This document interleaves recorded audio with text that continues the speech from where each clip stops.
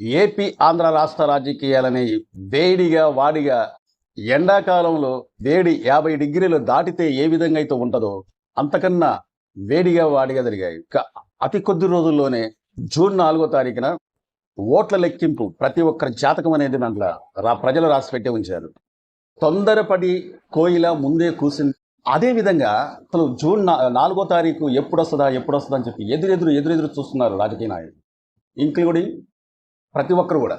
ఇక్కడ చెప్పుకోవాల్సింది ఏంటంటే 10 సంవత్సరాలు పవన్ కళ్యాణ్ ఒక దశాబ్ద కాలం నుంచి కష్టపడి పార్టీని నిలబెట్టుకుంటూ ఈ రోజున పార్టీని విడిచిపెట్టకుండా, ప్రజల్ని విడిచిపెట్టకుండా పట్టుదలతోనూ నేను ప్రజల్లోకి వస్తే పదే వైసీపీ నాయకులు వ్యక్తిగత విషయాలు బయట పెడుతూ వారికి నన్ను విమర్శించడానికి ఏమీ లేక ఈ రోజున ముగ్గురు పిల్లలు ప్యాకేజ్ ఇస్తారు, ఇంకొక అడుగు ముందాలేసి నాలుగో పెళ్ళం ఇంకొక అడుగు ముందాలేసి ఇప్పుడున్న భార్య విడిపోయింది వదిలేసిండు అని చెప్పి నానా రకాలుగా మాట్లాడి మానసికంగా పవన్ కళ్యాణ్ గారిని విమర్శించారు.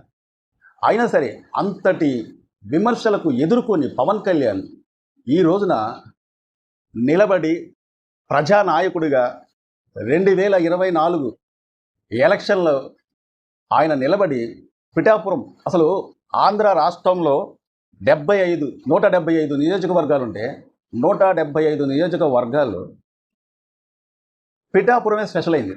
ఎందుకంటే అక్కడ ఈ 175 నియోజకవర్గాల కన్నా పిఠాపురంలోనే అత్యధికంగా ఓటింగ్ శాతం అనేది పెరిగింది.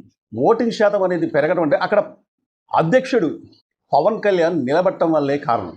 అతన్ని గెలిపిద్దామన్న ఉద్దేశంతో జూన్ 4వ తారీఖున అతను గెలిపిద్దామన్న ఉద్దేశంతో ప్రజలు అందరూ మూకొమ్మడిగా పవన్ కళ్యాణ్ని గెలిపిద్దామన్న ఉద్దేశంతో అందరూ ఒకటయ్యారు, ఓటేశారు. అత్యధిక మెజార్టీతోనే పవన్ కళ్యాణ్ గెలిపిద్దామని చెప్పి చూస్తున్నారని చెప్పి ఇప్పుడు ఒక చర్చ అనేది జరుగుతుంది ప్రజల్లో.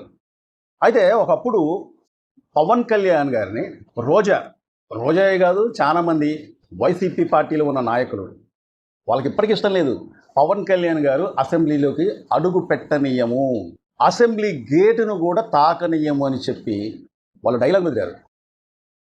అసలు అసెంబ్లీ గేటు తాకనీయకపోవటానికి వాళ్ళెవరు? 2024లో ఇప్పుడు అసలు కొంతమంది వాళ్ళు తాకుతురో లేదో అని చెప్పి వాళ్ళ గుండెల్లో గుబులు పుడుతుంది. రోజా ఆమె అయితే అసెంబ్లీ గేటు కూడా నేను తాకనీయను. ఆమెకి ఇంతకుముందు ఒక ముద్ర అనేది ఉంది, ఐరన్ లెగ్ అని. పాపం అది జగన్ గారి దగ్గరికి వెళ్ళిన తర్వాత జగన్ గారి 2019లో ఆయనకు సునామీలాగా అసలు ఎవరిని నిలబెట్టినా అక్కడ రోజే కాదు, ఆయనకున్న ఫాలోయింగ్ అప్పుడు ఎలా ఉందంటే, అంటే చంద్రబాబు నాయుడు మీద కొద్దిగా వ్యతిరేకం వచ్చి అక్కడ ఎవరిని నిలబెట్టినా కానీ అత్యధిక మెజార్టీతో గెలిచేంత పక్కాగా 151 ఎమ్మెల్యే సీట్లు ఇచ్చారు.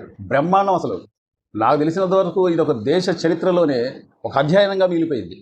అసంటి టైంలో రోజా అక్కడ పోటీ చేసింది కాబట్టి గెలిచింది.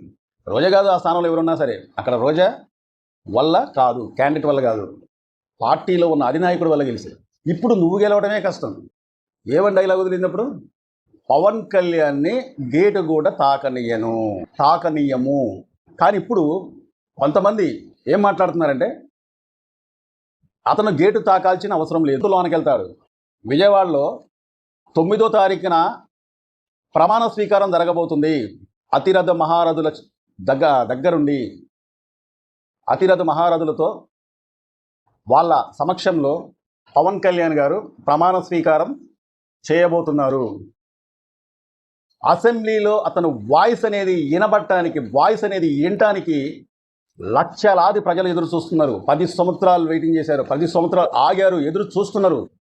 అతని జన సైనికులు, వీర మహిళలు, పవన్ కళ్యాణ్ ఇష్టపడే వాళ్ళు, ఫ్యాన్స్ ఎదురు చూస్తున్నారు. అది జూన్ 4వ తారీఖున రిజల్ట్స్ బయటకు వచ్చినప్పుడు పవన్ కళ్యాణ్ గారు అత్యధిక మెజార్టీతోని గెలిచారనే వార్త వింటే ఆంధ్ర రాష్ట్ర ప్రజలే కాకుండా ఇతర దేశంలో ఉన్న అతని ఫ్యాన్స్ కూడా పండగ చేసుకునే రోజు అది.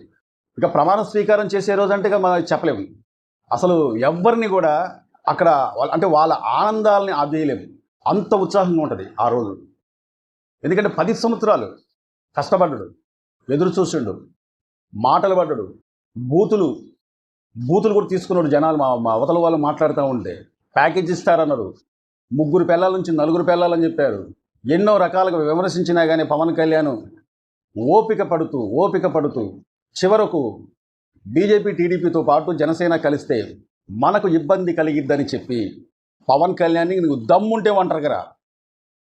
దమ్ముంటే ఒంటరిగా పోటీ చేయని చెప్పి పదే ఎందుకంటే రెచ్చగొట్టడం.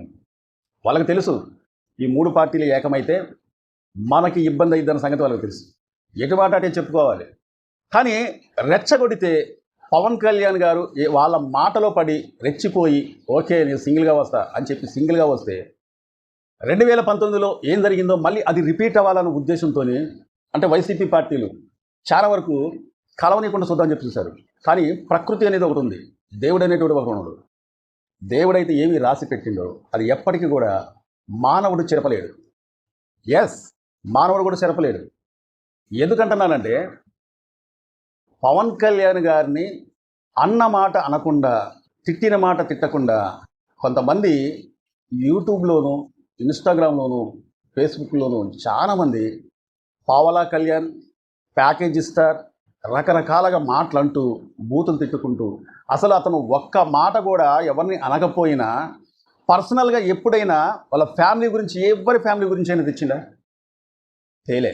కానీ అవతల వారు ఇష్టం వచ్చినట్టుగా మాట్లాడి కించపరిస్తే కొంతమంది అంటే మన ఈ పార్టీలో జనసేన పార్టీలో కొంతమంది ఎవరైనా ఉంటే నిజమే కావచ్చు, అవతలలో మాట్లాడేది నిజమే కావచ్చు, లేకపోతే పదే ఎందుకంటా ఉంటారు అని చెప్పి ఈ పార్టీ నుంచి కొంతమంది ఆ పార్టీలకు జనరేటర్ అయ్యొద్దన్న ఉద్దేశంతో ఈ విధంగా కూడా మానేటోళ్ళు.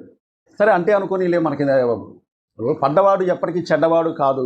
ఒక బాలుని తీసుకొని నువ్వు ఒక వంతు కింద కొడితే 4 వంతులు పైకి లేసిద్ది. ఎందుకని అది ఎంత స్పీడ్గా అయితే కింద మనం కొడతామో అంతకు 3 ఇంతలుగా పైకి లేసిద్ది అనమాట. సేమ్ ఇది కూడా అంతే. విమర్శించి ఈ రోజున అసెంబ్లీ గేటు కూడా ఎవరైతే తాకనీయనని చెప్పారో అసలు వాళ్ళు ఇప్పుడు అసెంబ్లీకి వస్తారో రారో తెలియదు. ఘోరంగా వాడిపోతారేమని చెప్పి వాళ్ళ భయం వాళ్ళకుంది. పవన్ కళ్యాణ్ అసెంబ్లీకి రావాలి, అతను వాయిస్ వినబడాలి, అతను ఏ విధంగా అయితే బయట పబ్లిక్ మీటింగ్లో ఏ విధంగా అయితే నిలదీసిండో అదే విధంగా నిలదీస్తాడు. నిలదీసిందే కాక వారిని కడుగుతాడు.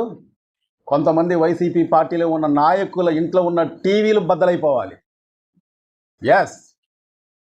మీరు మాట్లాడి, మీరు విమర్శించి, మీరు నానా బూతులు అన్నప్పుడు వాళ్ళు ఏ విధంగా అయితే తీసుకున్నారో మీరు కూడా అదే విధంగా తీసుకోవాలి. 4వ తారీఖు దాకా వెయిట్ చేద్దాం.